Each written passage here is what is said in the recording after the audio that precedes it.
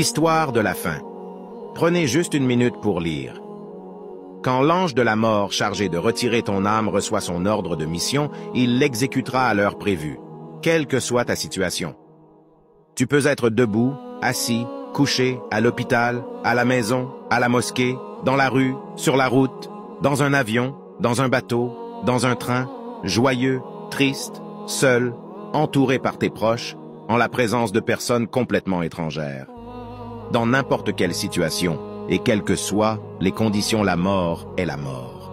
Tu vois pour la première fois dans ta vie un ange dans son état angélique. Quand tu le vois, le retour à la vie est impossible.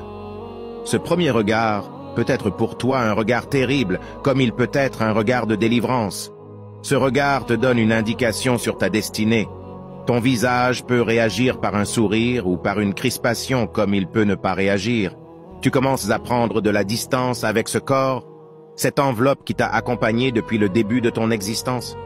Ce n'est plus comme avant, ce n'est plus tout à fait toi, c'est le corps et non pas toi. L'ange t'appelle, il ne parlera pas à ton corps. Tu ne l'endenteras pas avec tes oreilles. C'est à ton âme qu'il s'adresse et elle l'endentera. Il dit à ton âme, « Viens, l'heure est arrivée. Ton Seigneur a décrété ce moment pour mettre fin à ta présence sur terre.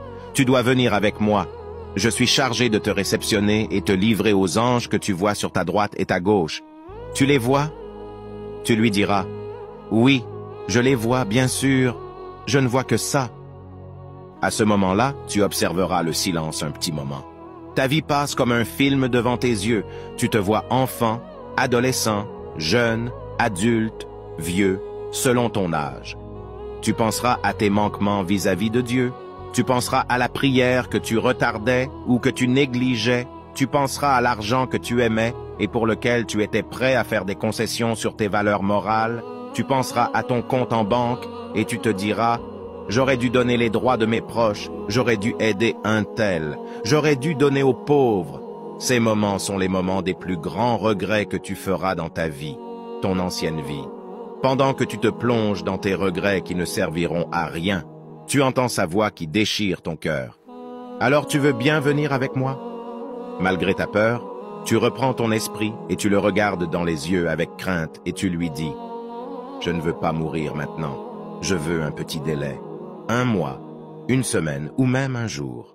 Pouvez-vous, SVP, me donner juste ce petit délai? Je ne me sens pas prêt, j'ai des choses importantes à régler. Je veux donner, je veux prier. Je veux juste que ma maman soit contente de moi. Je veux juste demander pardon à la sœur que j'ai dénigrée et au frère que j'ai insulté.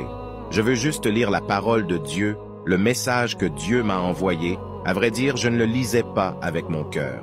Un jour, oui, un jour sera suffisant, je ferai tout cela et je serai enfin prêt.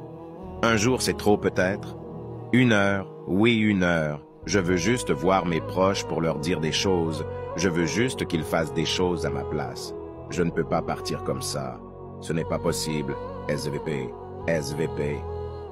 Dans les yeux de l'ange, tu verras que tout ce que tu demandes est impossible, que depuis que tu l'as vu pour la première fois et jusqu'à maintenant, c'est la même seconde, et que le temps s'est arrêté pour toi.